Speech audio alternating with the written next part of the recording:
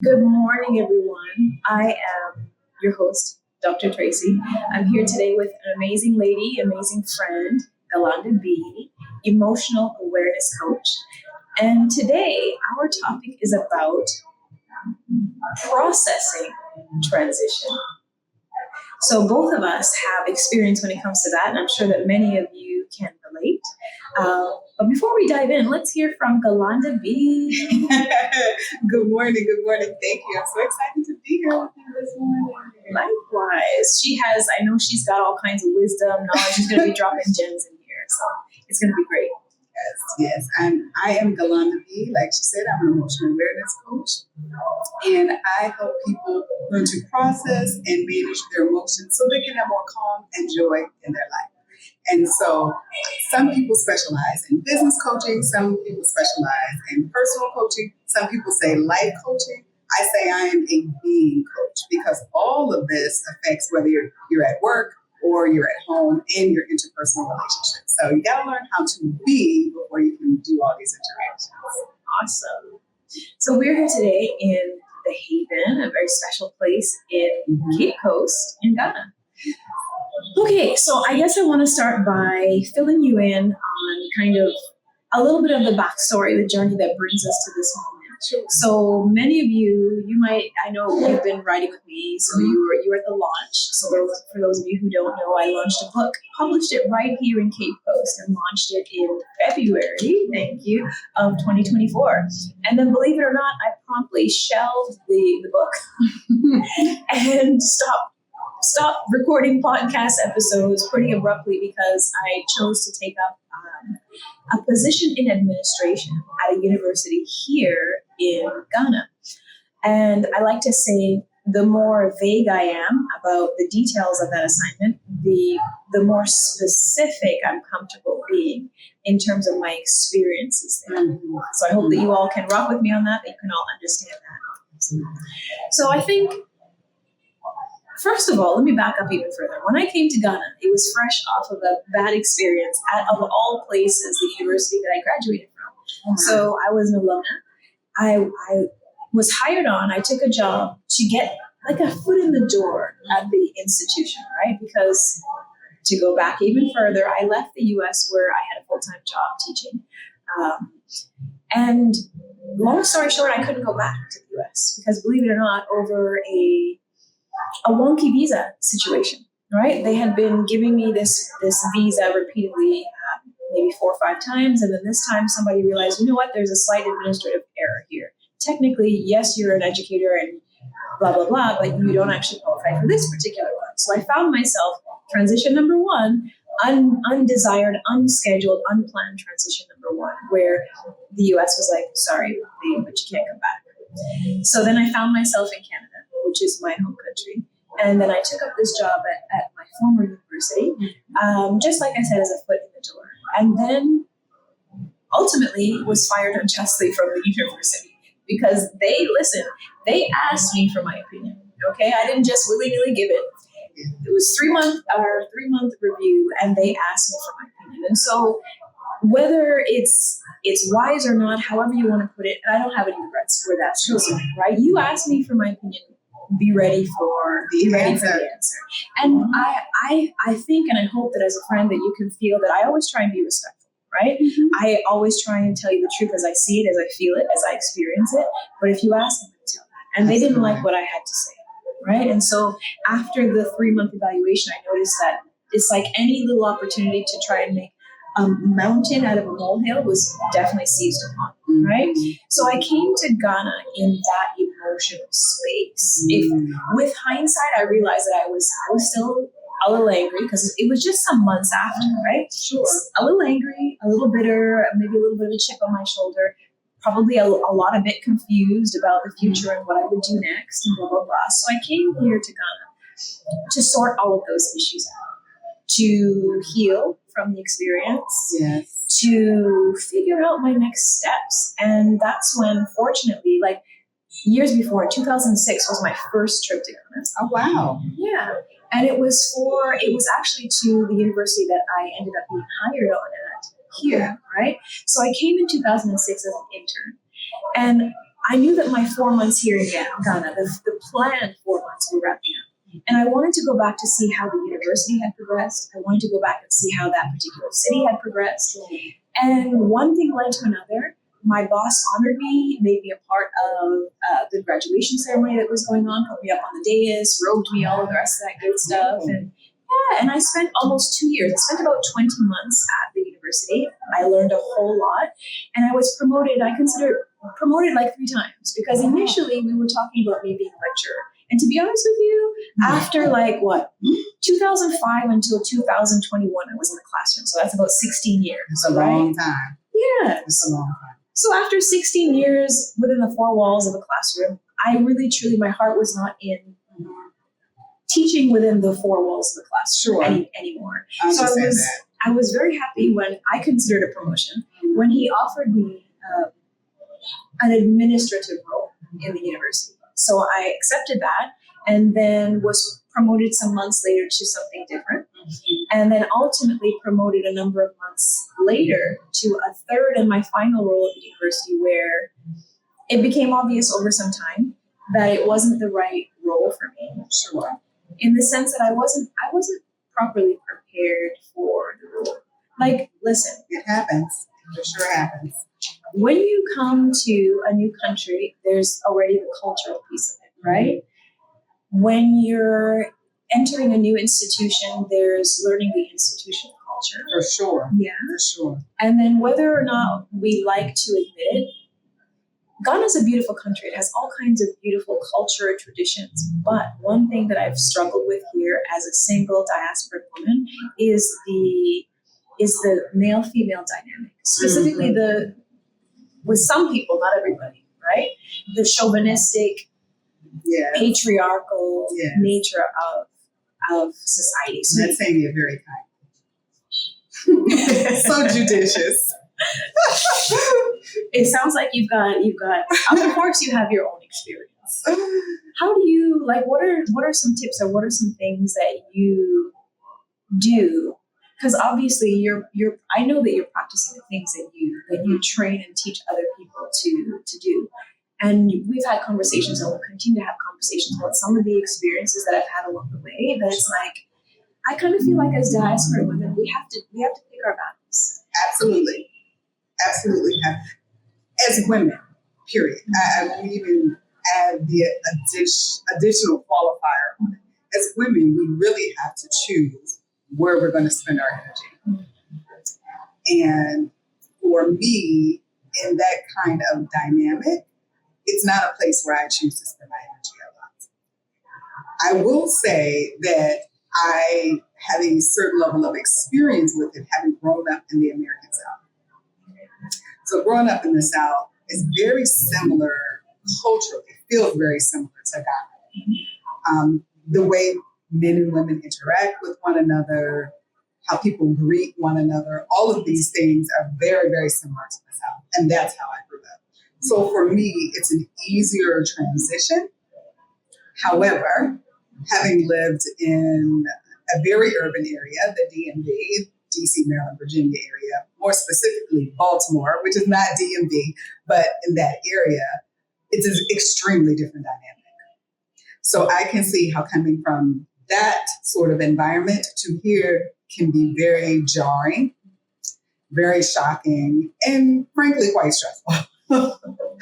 Frankly, quite stressful. But for me, having grown up in that kind of environment, I had already kind of adjusted how I select, as you say, choose my battles on what to do. I grew up in the kind of idea that, okay, men, want to be the man and do that. The man is the head, but the woman is the neck. So I take on the woman, okay, they want to be the one to say, okay, but then something has to turn that head. Something allows it to be global, and I can be that. And it's subtle. Nobody thinks, to look over here, I have to use my neck. They just do it, right? So for me, I take that approach and just say, okay, they want to take charge, be the one who says, sure, okay. And I use my language and I use my choices to help influence what they believe to be their choice of what to do to get to what I want. So that's the approach that I take with that dynamic. It's just, it's just not, my friends will tell you all the time, my constant question is, do I want to use my energy on this? Do I want to expend the precious amount of energy on battling, push and pull on this particular thing? And there's very, very few things that I want to do that. If it involves the safety of a woman, the safety of children, the safety of myself. Outside of that, it's like, I'm not going to use my energy that heavily for it. There are a few other things, there are a few other exceptions, but outside of, safety, I'm just not going to expend a lot of energy. Okay. Well, I might give some scenarios, and then maybe you can coach me on how I could have done it differently, or how I could choose to do it differently in the future. And it is a process, this way of thinking, this way of being is a practice. You have to actively choose to do this, right? Once you've actively chosen, after a while, then it becomes more habit, right? Like, I don't really think about it anymore, except for when someone asks me, right? But it was an active choice for a long time. And a lot of people say, well, you're this or that. Yes, because I actively chose to make different choices, and then afterwards it just became part of how I interacted. Gotcha. And I'm similar in the sense that I have zero problems. Like, this is going to be the S word, submission. Let's not even go too deep into that. Sure. I have no problem with submission in a relationship. We choose wisely who we choose to submit to, right?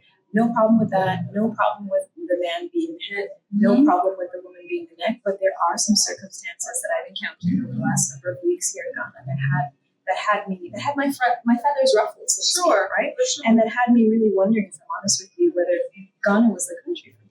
Sure. Right?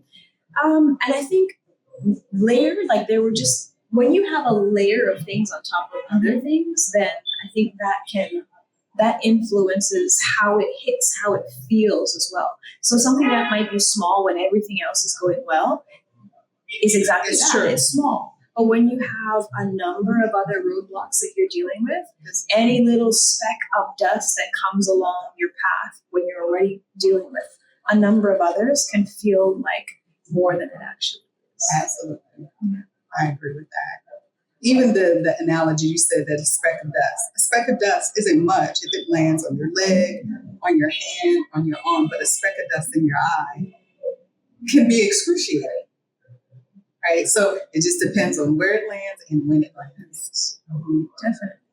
So I think I kind of got into the part about when I realized after about 20 months at the institution where I was, that it wasn't the right role ultimately, wasn't the right organization, and wasn't the right part of this country for me, right? So in February 24, like I was saying, I launched the book, and it was a great experience. The community came out, they showed up and showed out, as we had a great time supporting you. It was amazing. Yes, and then I promptly shelved my project. Why? Because internally, you see, the thing is, even though I come from a line of entrepreneurs on both sides, right?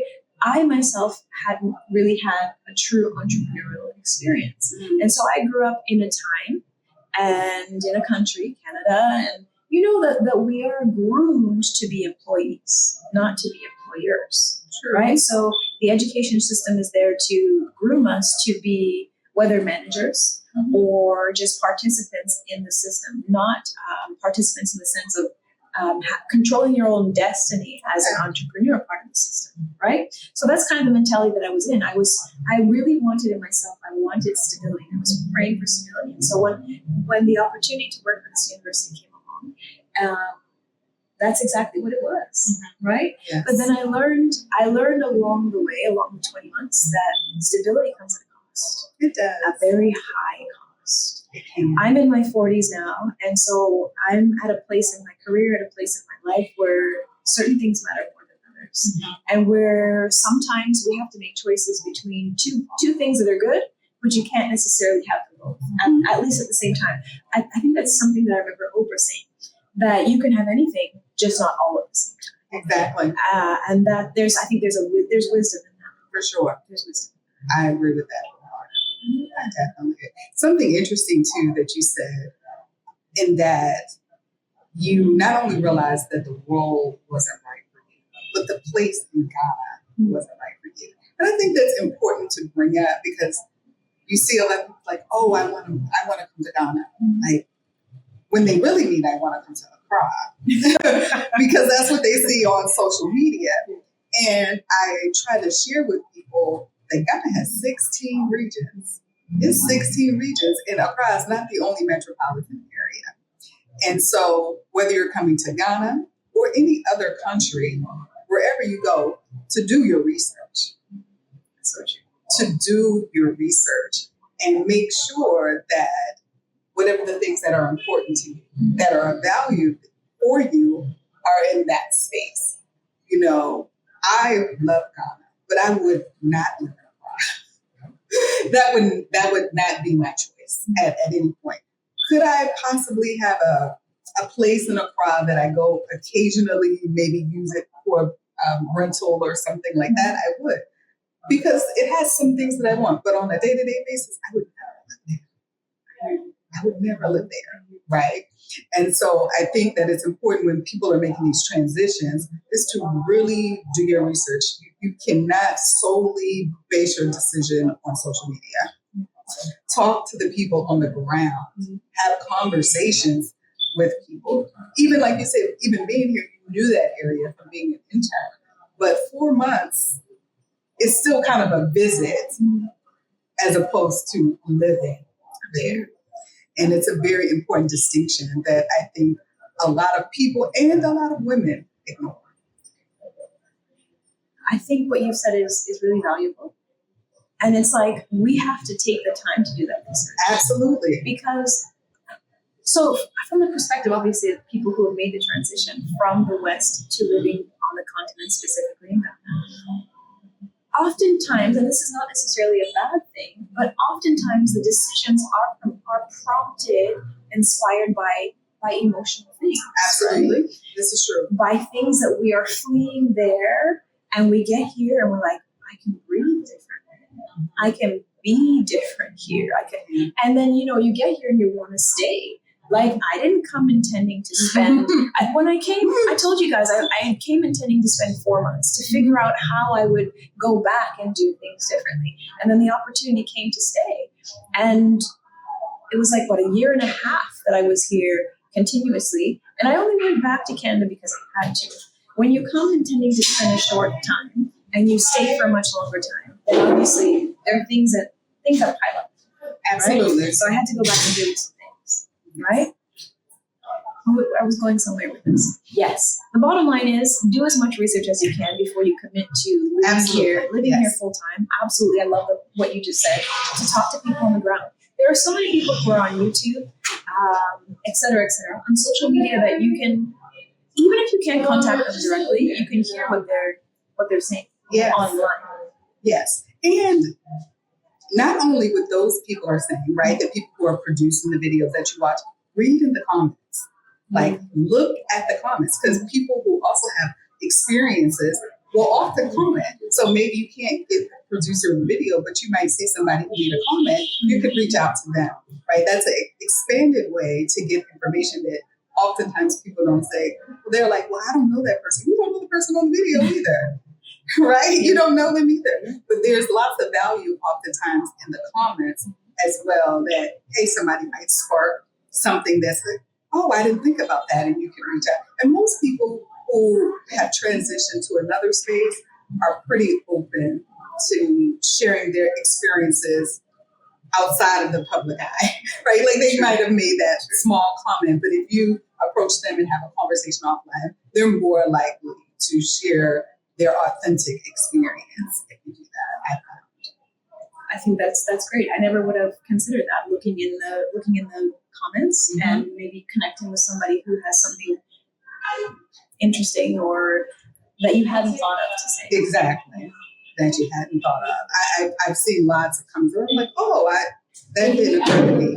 And having had that experience now, when I'm in groups or if I'm on a video, I try to also give a perspective that is not something that's necessarily showed online, right? Like, for example, in one group, someone was saying that they had moved here to the Cape Coast area, and they're like, where are the grocery stores? Because in the West, we are very accustomed to having a selection of, I guess, what we call traditional stores where you can go in and purchase things.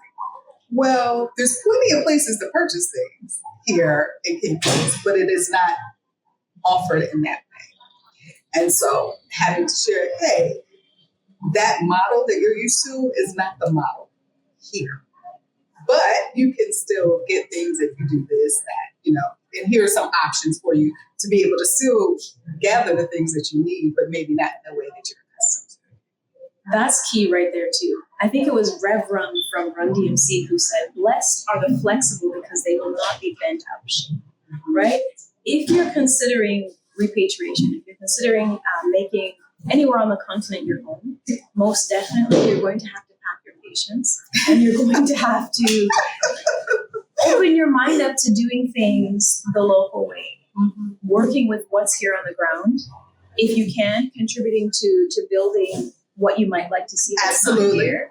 But definitely don't try and take your backpack, your cultural backpack from the West, and think that you're going to open it up and use all the tools that you're used to, because it just doesn't work that way. That's very true. That's very true. Okay, so I'm still tracking in my mind. Yep. So you made it through the 20 months. You understand this is not the place for me. I'm here a year and a half, almost 2 years. Unexpected, but still having learned a lot. Now what? Yeah, that's a great question. So I came in September of 2023, and we're recording this is November of 2025.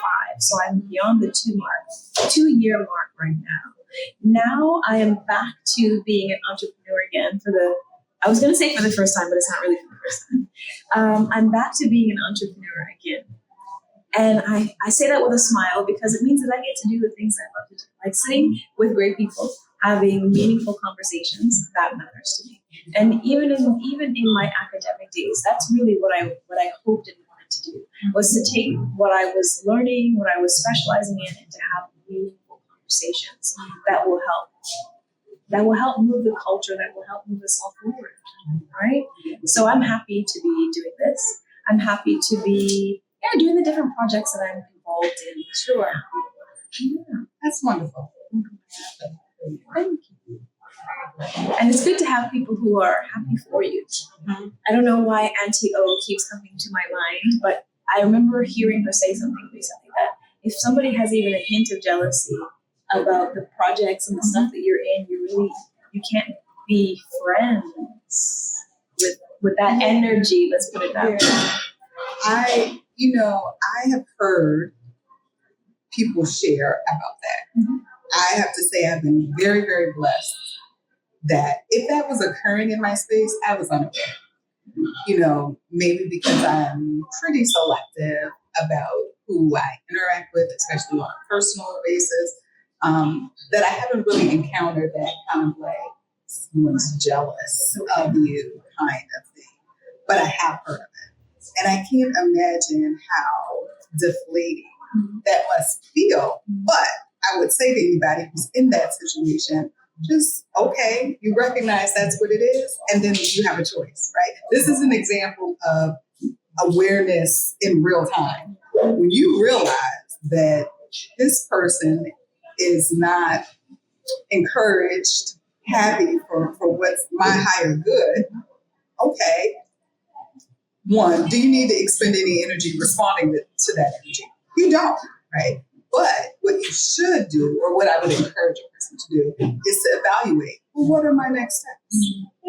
Okay, what is my relationship with this person? Is this a relationship that I'd like to maintain? Can I maintain it, but in a different capacity, right? So it might be that you're interacting with a person who feels this way towards you, and you might say, okay, I don't want this at all in my life, so I'm about to cut them off again, right? That's one option.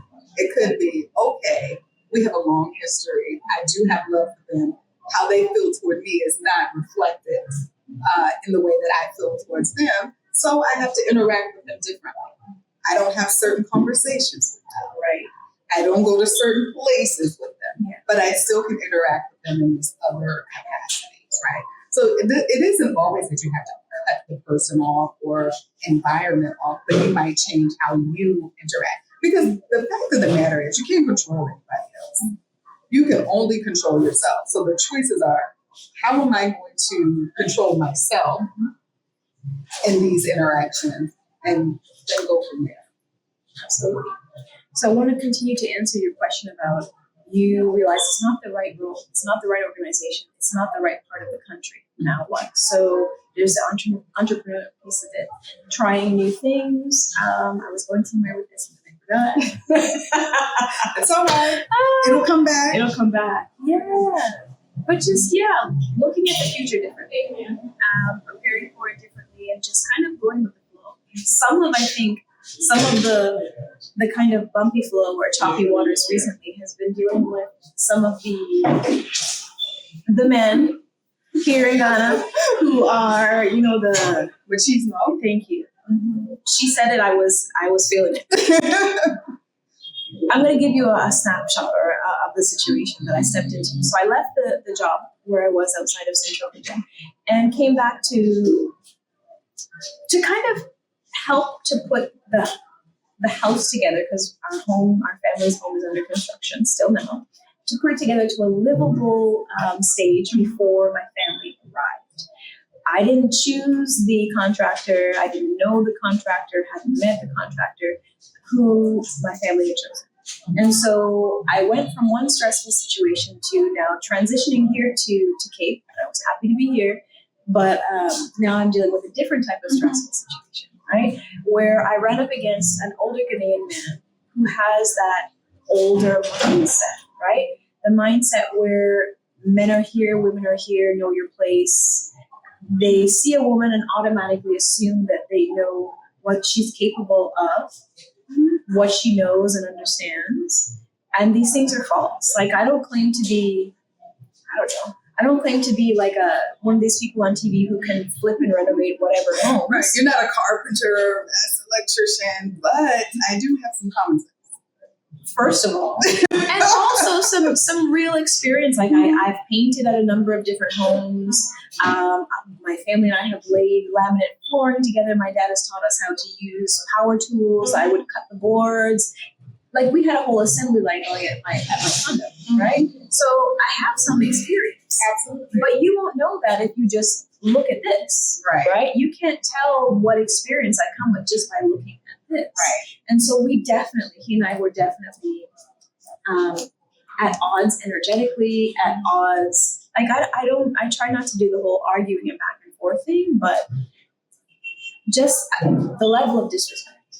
And I'm sure that there are some things that are cultural in it that he may not consider to be disrespect, and others who are from the local culture may not consider to be disrespect. But from a Western perspective that I'm coming from, and let me be specific.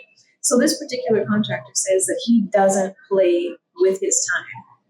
Well, that may be true. Maybe he doesn't play with his time, but he certainly did with my time. So, small example. He'll give me a meeting time at a particular place for, let's say, 9:30. I can't remember one time when he was actually on time. So it's hot out here, yo. So imagine your girl standing under the hot sun, and yes, it's hot even at 9:30 in the morning. Very much so. 10 minutes, 15 minutes, 20 minutes. I call him. I'm like, where are you?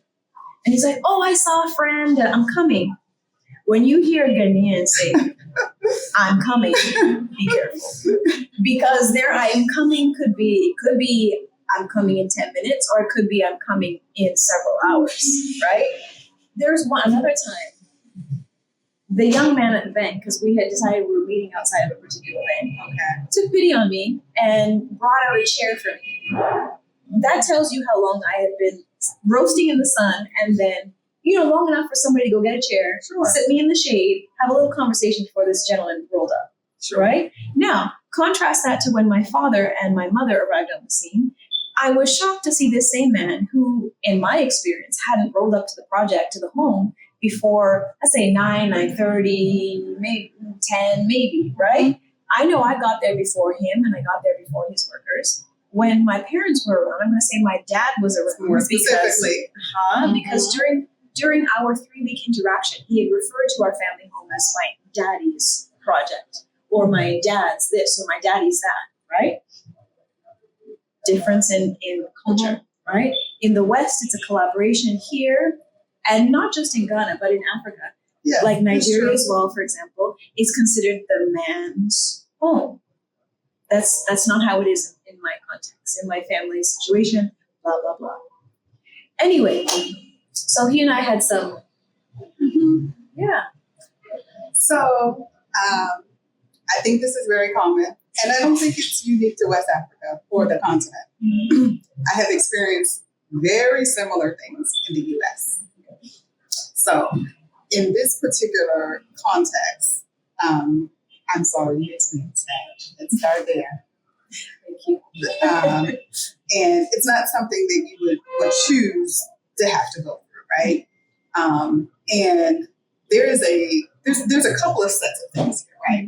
There's the emotions that you have to manage when you see the difference and how you're treated versus how your father is treated, even though the end goal is the same, right? So that's one kind of set of things that you have to deal with. And even before that is you're trying to get things done and the person is not being responsive, right? Because they're thinking, oh, you little girl, exactly. Literally in their mind, yes, right? Yeah. So for me, what I would suggest to someone, if you had told me like right at the beginning, and he's referring it to your daddy's house, then from that point forward, when I speak to him, I'm going to refer to it the same way he does. I don't think my daddy would be very appreciative that I had to wait in the sun. I'm going to let him know that we made an agreement and you had me out here today. That my daddy would not be happy that I'm being treated in this manner. So it shifts that, yes, you feel disrespected, for sure, right? But he doesn't care about your emotions. He cares about your father's emotions. So you change the language to reflect what your father's emotion would be about it, in the hopes that it would motivate him to change his behavior, because he doesn't want to hear the boss man fuss him about how he treated his wife or whomever, right? So you're going, you're wasting my time, You don't care. But it's, I spoke to my father and he was extremely disappointed that I had to sit out here because I told Daddy that I was so hot. And this man, he just is not showing up on time. I let him know and he was not happy. And then now the man is thinking, dang, the person who he thinks is paying him, because he doesn't know, right? But he thinks it's the man. He thinks everything is the man. Oh, he's not. Boss man not happy. I might need to change my behavior. Do we know if he would have? We don't. But when you look at even the dynamic between men here, is the boss man and the worker man. Yes. So if you are framing it that the boss man is not happy, then there is a higher percentage likelihood that they will change their behavior to meet that. Does it feel, or could it feel demeaning? Sure, it is possible, but again, it's the neck. You want him to do a certain thing, and so you have to appeal to the motivation that will get him to do the thing. And truly, in your mind, you're thinking, this man is ridiculous, and some other things that I won't say on camera, right? But you can think all of that in your mind. You can vent to your friends when you're. It's almost like, have you seen those movies where the Southern Belle is like, oh, I can't do this. I can't. Oh, so hot. Oh, you literally kind of translate that into giving the things that you want. And those women, the men did all the stuff that they wanted them to do.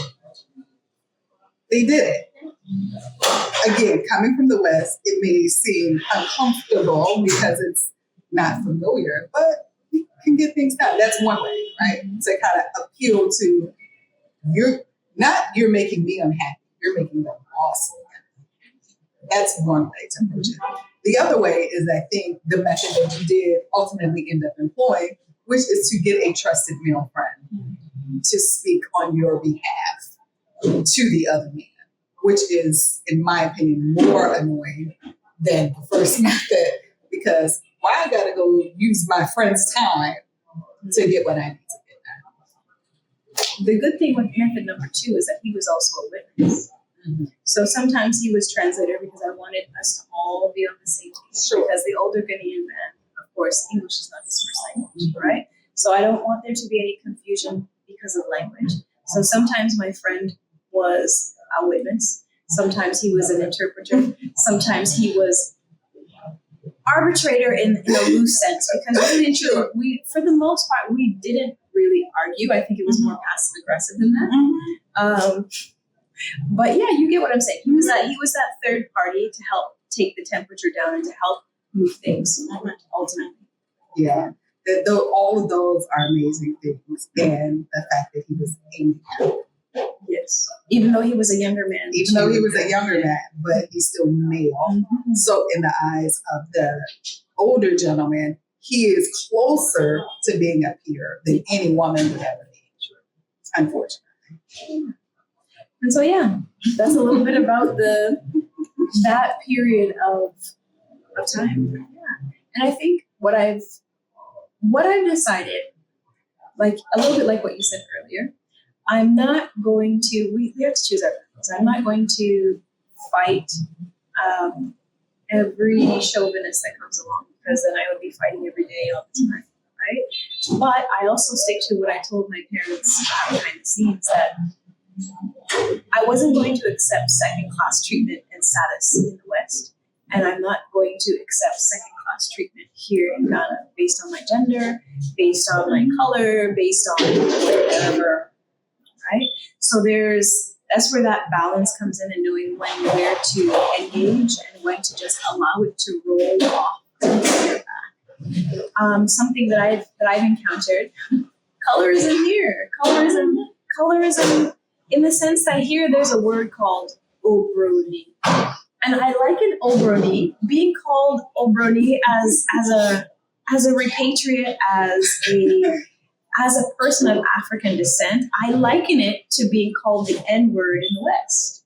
It's that for me emotionally, it was as strong, as stinging, in fact, maybe even worse to a degree, right? Because obroni is the word that means foreigner.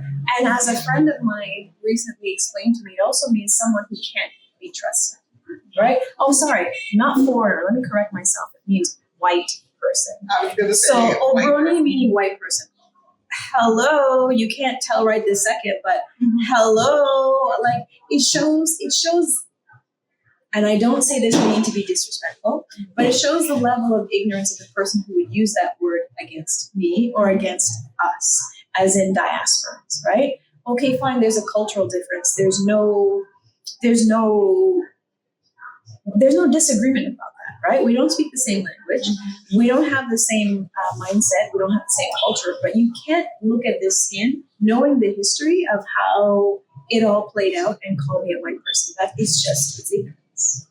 It is. And I think that, one, you mentioned you can't know the history. I think it is a wrong assumption for people who repatriate to believe that people here understand that history. It's weaved throughout, right? We call them dungeons, they call them castles. Yes. Things of this nature. How they view our loss is very different than how we view our loss. And so I understand why that would feel very offensive to you. I think sometimes it is meant to be very offensive, but I think more times it's just a general term of how they create. Very similar to how in the South, Black people refer to white people by the name of a saltine. Right? It's not necessary. Sometimes it's said with malice, but more times than not, it's just an identifier of another person, right? And I think that one, this is where we have to manage kind of like our own reactions to things. As yes, it is offensive. We have right to be offended, but also understanding on the other side, does that person know the fact? When we react the proverbial way, then they see that there is some reaction to it. If you don't react to it as much, then it has a different feeling for them. And so I think, one, I hate to say this, but I'm going to say it. If you have the bandwidth, let's be clear, you have to have the bandwidth. If you have the bandwidth to explain, please do. If you don't, then just walk away. I think more times than not, in the long run, if you are explaining to people why that might be offensive, what that means to them, and if you are able to find an analogy in their world that is equivalent, then they can understand it, right? I know another diasporan woman who's highly offended as well by that term. I'm just like, okay, you see me as a foreigner. and I am. Okay, now what? That's my response.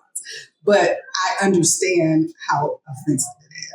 But I think, again, I want to be very clear. If you do not have the bandwidth, if you don't have the emotional capacity to explain, then don't. Simply say, that's offensive to me. I don't appreciate it, and then move along. There's no reason to even go back and forth about it. Just tell them, that's offensive to me. Please don't say that to me again. And then you've given them the information they need to either make a different choice, or if they say it again, then now you can make a different choice, which means I don't deal with you, right? It's a delicate balance here, being a person of color, but not accepted as the person of color. Yes. It is a delicate balance, especially if the shade of your skin is medium, rather than, even on the continent, I think just in general, not just in Ghana, because of colonial rule from lots of different places, skin color is still an issue. Although it shouldn't be. Especially over here, we're all in the sun. The sun is giving us what it's given. Whatever else is not from our own doing. This is just how God has manifested us here to be. Like, we didn't have a choice in the matter. It's just how we come out. But if you have the bandwidth, I think explaining. If you don't, then stating clearly that it's offensive, and then we can get at that will help kind of, manage the situation. I hear you. And I think I'll add maybe two little stories to go along with it. I think at this point in time, more than 2 years here in Ghana, I think I have decided to just, for the most part, allow it to just roll off like that. Realizing that, as you said, different people use the word with different intentions behind it, right? So I think one of the times that I was really highly offended by it recently, so this was in the university setting. Remember? So university setting, I am a highly placed administrator within the university. We hired a coach to come in and train us as a team on a particular topic, right? And this person is from, if I were to name the organization that this man is from, you would recognize it right away. Those of you who are, so we're exactly. But just know that he's an elder, he's an educator, and he, in a sense, he ought to know better. But let me just share the story. So he comes in, he says, essentially greets us and says, looks around the room and says, I don't see so-and-so, names my predecessor by name. I see a lot of new faces, essentially, is what he's saying. We proceed a little bit with our training, and at some point he says, you have Obroni in such and such a role.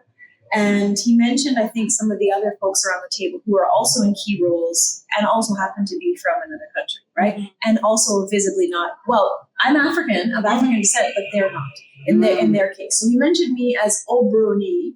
Meantime, and the irony is the person who was in the role before me is actually a European. So her he named by name, but me, somehow I'm the Obroni, right? And I think the thing in the moment, the thing that hurt me the most is that there was a silence in the room. So nobody, and this is something that I guess expectations on my part that I have to manage and that I've learned to manage. Nobody came to my defense. Nobody challenged him. Nobody said anything. There was just a silence. That is a very femme experience.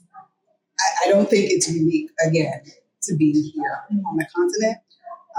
Prior to my time here, the work that I mostly did in the US was in information technology, which most people know is mostly male dominated.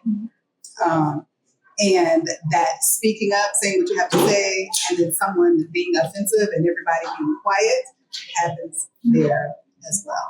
It is extremely hurtful. It's extremely hurtful. However, in my many years working in that kind of corporate, state level, federal level, private industry level, my response is to name it. Oh, you want to say that? So let's name it. And we can all sit in silence while you listen to it. So what does that sound like in real life? So somebody says something like, you say something relevant, and he comes at you with something like, okay, sweetheart. How do you respond? I'm not your sweetheart. My role here is such and such, and I'm hired here because of that expertise. And then you just look at them. People have difficulty too with silence, right? Like, so they expect, it's unfortunate, but they feel like women are going to be extremely expressive. When in my experience, men are way, way more expressive in their agitation, we'll put it, right? So someone says, yes, sweetheart. Whom are you referring to? We don't have a personal relationship. We have a business one. Right in the meeting. They felt comfortable with saying it in the meeting. I'm comfortable with responding in the meeting. We don't need to take it outside. Now, we might still take it outside. It might be necessary to do that. But if you feel comfortable enough, right, to address me in that manner in front of everybody, I'm comfortable enough to let you know we don't have that type of relationship. And in this setting, that's not appropriate. Personal relationships don't apply here in this setting, and we don't have one. That's fantastic. I love the tone. I love the immediate response. The best that I could come up with in that moment was to tell, I was like, you know what I mean? And when I said to him, I said, I'm a Ghanaian citizen. Like, I'm not a foreigner. And you get what I'm saying? I am, but I'm not, if you get what I'm saying. Sure. So yeah, that was the best that I could come up with in the moment to defend myself, right? And whatever you come up with to manage your emotions in that time is what you should do. Sure. And the best that he could respond was, he said, it's your face. I think that's what he said. It's your face, or it's your look. He said it's your face. So he tried to justify, I guess, my features, my color being lighter than the average Ghanaian. But that's what he said. It's your face. It's your face. Like, the tone was like, don't take it too seriously. Don't be offended by it. It's your face. It's your features. It's your. I'm filling in the blanks, people. Right? Like, you get what I'm saying, right? I do, and that is an excuse. Yes, it was absolutely an excuse, and hindsight, and maybe future use for some people that might be watching this, right? Is it, oh, it's your face. It's just the way that you look. And how do my looks apply to what we're discussing right now? Thank you. I thought we were discussing X, Y, Z, right? I'm not sure how this is applicable. And then you just move on. Or silence. And let us all enjoy the pregnant pause. And let it enjoy and then maybe they say some more stuff. And if they want to continue, okay, well, we've established that this isn't relevant to the topic, so let's move on to the next point. And I think I know, I appreciate that. I'm going to meditate on it. And if ever anything comes up again, I hope that in the moment, I'll be able to get over the emotion of it and be able to use the tool that you just given me. But I was going to say that I know I'm not the only one who in the moment has issues. I can think of another highly educated, well-placed girlfriend who just is like, she feels like she receives daggers all the time. And I don't know, I guess I kind of do for her what you're doing for me right now, which is to be a sounding board and to offer some tools, right? So I know that you know who you are, I know you are, that this will be something for her and for those of us who it's culture too, if I'm honest with you, because like I'm thinking of, she's also Canadian. Actually, ironically, I don't think this is giving away too much. She's also Ghanaian Canadian. So her father is Ghanaian, her mother's from the Caribbean, and she grew up in Canada. So culturally, she took on the Canadian politeness, as did I, right? So some people sometimes will say I'm sedity or whatever. They'll think that I think that I'm better than. No, there's just a different cultural way of being in Canada than, for example, in the United States, where people do tend to be more direct and do tend to tell you what they're thinking more so than Canadians, right? For sure. Canadians have a veneer of politeness. But then you will /can get the dagger in your back thereafter, right? So I feel like that happens here in Ghana though too. Like that appearance of niceness, but kind of on the side thing is happening as well. You know, when you say that's a good tool, I'll keep that in mind. What I want to offer to anyone is your emotions in the moment are the emotions, right? And you're like, taken aback, you're shocked. What people don't like to do is they want to respond right away. And what I want to encourage people is to not do that. If you are taken aback, it's okay to just say nothing for a moment. It's okay to take a deep breath and center how you feel in that moment. You do not have to respond immediately. People think that they do, but you don't. And the reason why I say you have the right and you should exercise the right to that pause, to that breath, because it's in that pause that gives you the space to decide what else you can do. Absolutely. But you have to practice it because we are conditioned to tit for tat, right? It's tit, pause. Because in that moment, like you're taken aback and you're thinking to yourself, I can't believe this, such and such said such and such to me. Okay, that's the first moment. And you're like, okay, I can feel the heat in my body. I want to punch them in the throat or whatever emotion you're feeling. And you acknowledge that emotion. And you say, okay, let me take a deep breath or two. How am I going to respond to this? And it feels like a long time, but in most cases, it's probably like 30 seconds. It's like 30 seconds. But acknowledging that you feel that intense emotion and then saying, okay, I see myself, right? I see you. Being seen is extremely important, even by yourself, right? You see yourself, you're giving yourself that acknowledgement. You say, okay, let me give myself some space. All right, here's the space. Here's option 1, 2, 3. Look at there. There's some options in this space. And then you choose the option. The option could be nothing. That is an option, right? And doing nothing does not mean that you accept that behavior. It means that was the best choice in that moment, right? Because oftentimes people say, oh, I should have said this. Yes. I should have did that. I should have responded this way. There's no should have. It's gone. It's over. You made the choice that was best for you in that moment.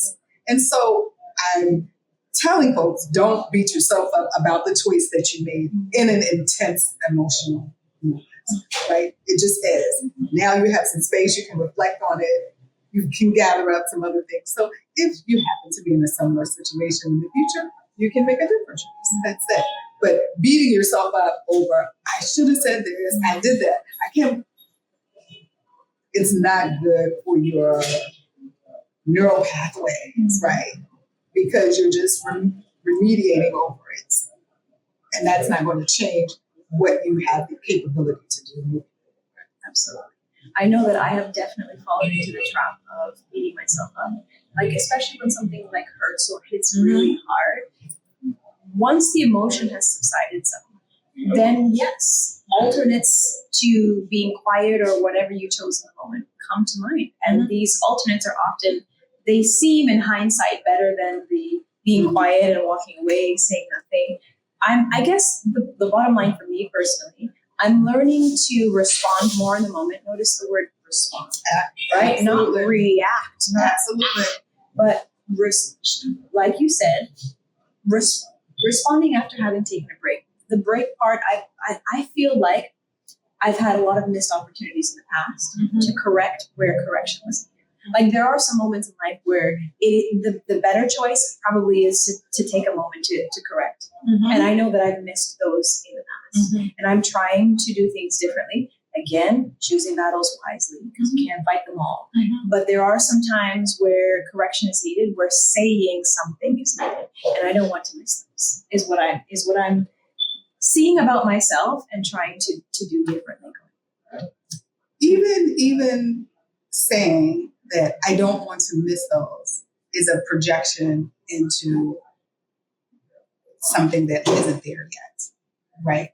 I think that saying I have these tools, I have some additional knowledge from this experience that I can then pull out of my pocket if I need to, is a healthier way to manage it. The reason why I say it that way is because you say, well, I don't want to miss it. It's almost like you're on offensive. Ready. You're ready.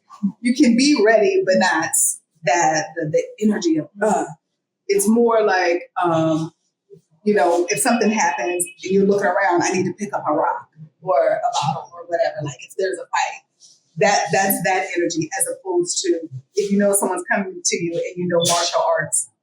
Okay, whatever they say to me, I know how I can react to it. I don't have to seek out something in response to it because I have it. It's part of me. But it's, again, all of this is constant practice. It's constant practice for me. It's constant practice for you. It's constant practice for all of us.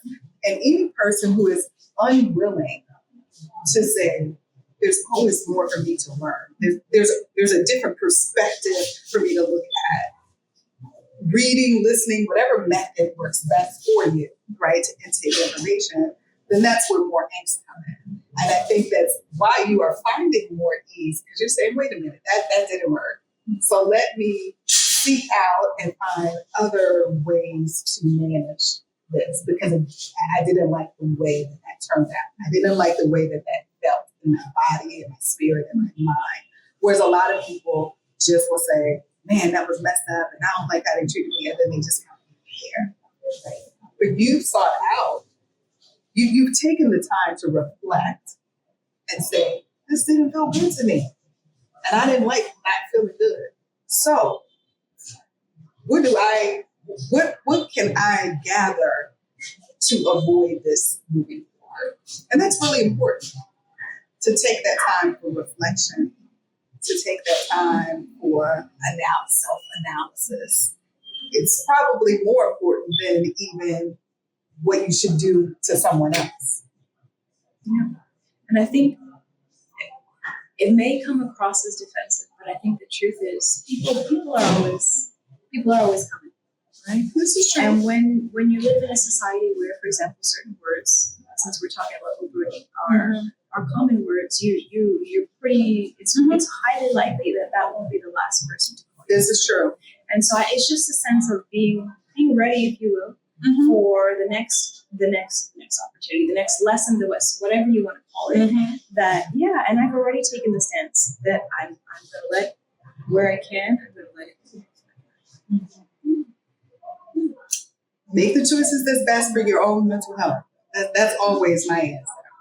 Some people may say, well, you should have did this, or I would have done that. Yes. But you were in that situation and you're not me. Exactly. So thanks for the suggestion. Yes. But I still have to do the things that feel most comfortable for me. And what might feel comfortable to you today may not have felt comfortable before, may not feel comfortable in the future. I can't remember the quote you said exactly earlier, but you have to be flexible. Yes. This is the way that allow these kind of tensions to move past you is the flexibility of it. Water flows around and up and under, and be like water and flow. You can't be like the rock, because if you notice, even in a brook, the water will wear down the rock. You don't want to be worn down. You know? Yeah. Yeah. So I think there's going to be two things that I want to glean from you before we part today. Okay. Because I know that Galanda, obviously, beyond being an emotional awareness coach, I think that you're a woman who has successfully transitioned to life in Ghana. At least from the outside looking in, that's how she appears to me. And so anything that you want to say about how to transition well, whether, I mean, and it doesn't even have to be necessarily repatriation, although it's a big part of our conversation. But yeah, how to transition well. And then what was the second thing I wanted to ask? Yeah, I think the second thing, tell folks how to reach out to you, where they can find you. So give us some gems and then let us know. Okay. So I would say, as a woman, the first thing to always consider is safety. I moved to Ghana because of safety. Was I assaulted or anything like that in the U.S.? I was not. But I don't have to be a victim to decide that I don't want to be a victim. Right? So select a place and make choices that have your safety first. I've heard far too many stories, because I've been here in Ghana, of women who made choices where their safety was not primary, meaning their selection of where to live, their selection of the type of people that they're around. They just didn't make good choices in that area. So safety is always first. Second, be an observer. More watching, less talking. Which I know for people who are extremely gregarious, that might be a challenge, but you can pick up on a lot of social cues if you pay attention, if you just kind of watch how things are. I think that's extremely important, whether it be in your dress, whether it be in your speech, or your interactions. I remember there was a gentleman here, who sells goods, and we ended up hanging out and stuff. And it was cool or whatever. And then subsequently, he tried to enforce some of that kind of machismo kind of thing. Okay, sir, simmer down. All right. But we were in a certain part of town, and him and another friend of mine, they were getting a haircut. And I don't sit in men's barbershops. I don't do that.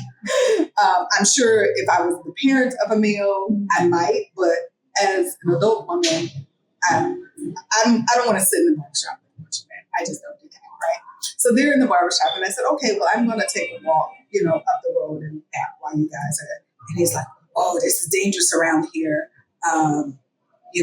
Don't be, then begins to lecture me on all of the things. And I look at it and I said, okay. I let him finish.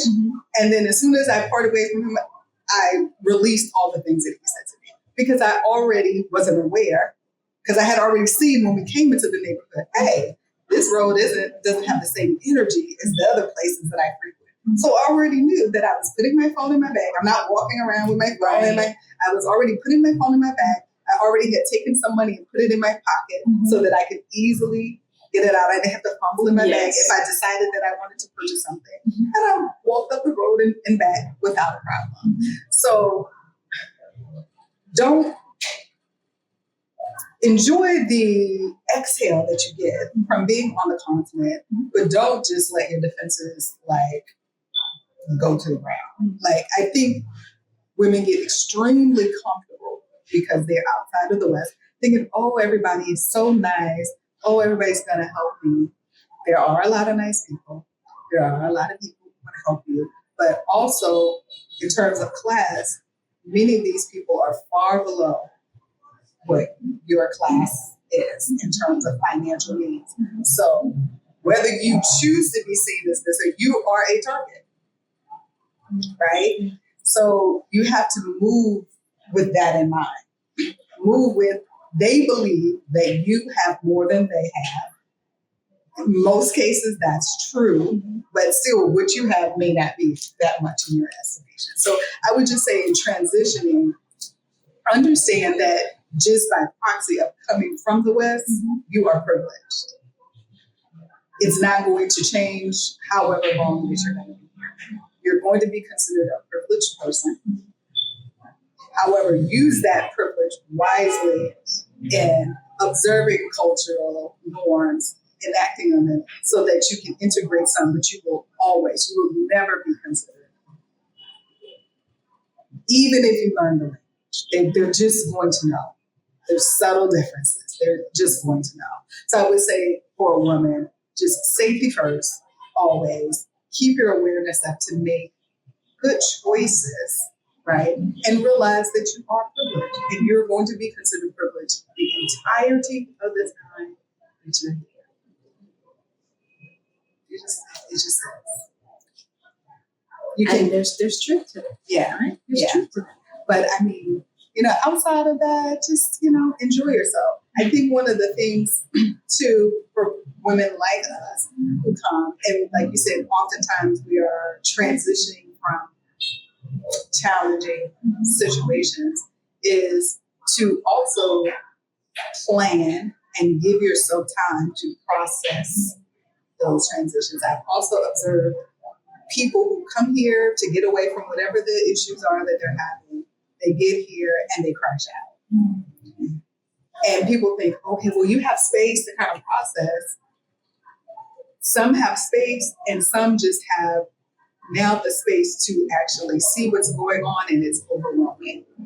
So just because you transition out of the environment, the experience is still in your mind. So you still may need support from that, whether it be a friend, whether it be a mental health professional, whether it be a coach. Don't discount mental support because you've left that environment. Because I see people that come here and they have whatever their challenges there, and it just seems like it's exacerbated here. Exacerbated, not because the actual situation is bad, but the clarity of what that situation meant and felt to them is overwhelming.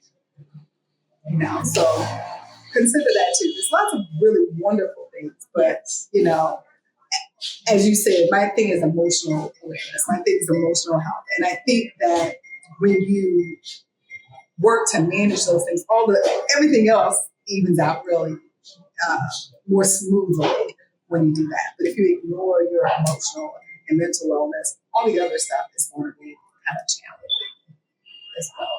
So that's my be flexible. How can people find me? I am on the web everywhere as GalandaB.com. My website is www.galandab.com. And so you can go to my website, see my offerings there. I'm on social media, not as consistently as I probably should be, but I am on Instagram probably the most. And TikTok a little bit as well. I do have a YouTube channel as well, so you can go to my YouTube channel and hear more short little talks, like some of the things that we talked about today, as well as meditations. I do a variety of services, but mostly coaching here locally, some more wellness services, as well as I'm a certified naturopathic clinician. So I can do consultations on that as well, even virtually. And I also, talk about space. I know we're wrapping up, but talk about space. Before I had left the U.S., I had started several books. Like you're talking about, you came here and you published a book, and I didn't finish any of them. In the year that I have been here in Ghana, I have published 3 books. Three publications, I should say. I won't call them books. I have finished and published 3 publications, and I have finished writing an actual book that I am now editing. And do you mind if I put up for the Should I pause? You can edit.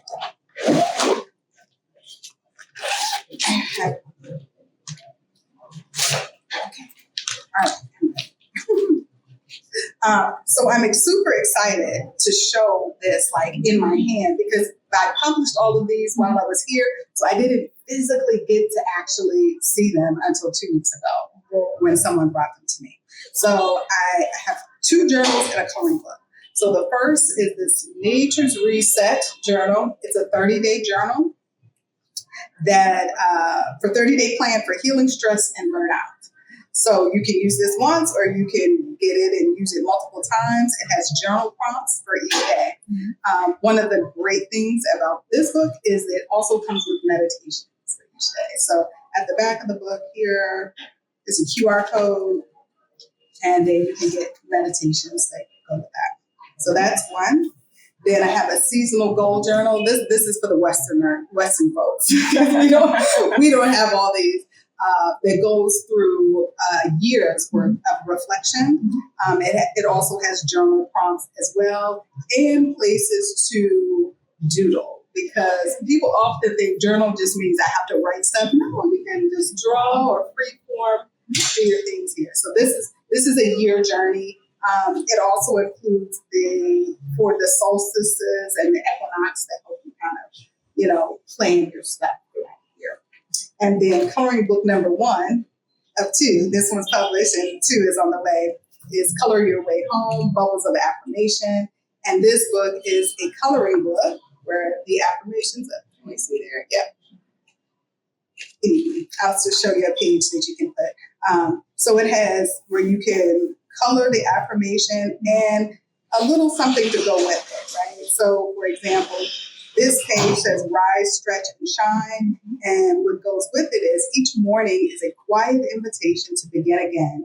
Stretch your body, lift your spirit, and greet the day with light. And so even you can color on all of the pages, right? And they're all in black and white or grayscale to have them. So have all of these available as well. So I'm super grateful for the space and the time of being here in Ghana, because I got all 3 of these published. 1 year, look at that. In 1 year. And wrote another book that's, due to come out in the spring. That's Yes. So congratulations. Thank you so much. I'm so excited. It's so funny when Tracy was talking about her book, because when I left visiting Ghana the first time, your book was the book that I read on my way home. Oh. I took one book on the plane with me, and it was your book, and I read it. That's what I read on my way home. I didn't know that, y'all. Yep. I'm learning some things just sitting here. Yep. That's awesome. Yep. And it was, I could absolutely relate to a lot of the experiences that you shared in that book. I'm excited for you to pick back up and expand on the information that you shared on there, because I think it's really valuable. I think that a lot of women could benefit from knowing they're not alone in those experiences. So I'm really excited for you. Thank you. To kind of, gather it back up and, give it back to us in a remix. Yay. In a remix. And thank you for being here today. Thank you for sharing your words of wisdom with us. And I'll definitely be reflecting, meditating on the gems that we're sharing here today. So thank you. And guys, join me in saying thank you to Galanda B. Thank you for here with us being today. here. I'm so excited for the invite. Awesome. All right. Catch you next time. Bye.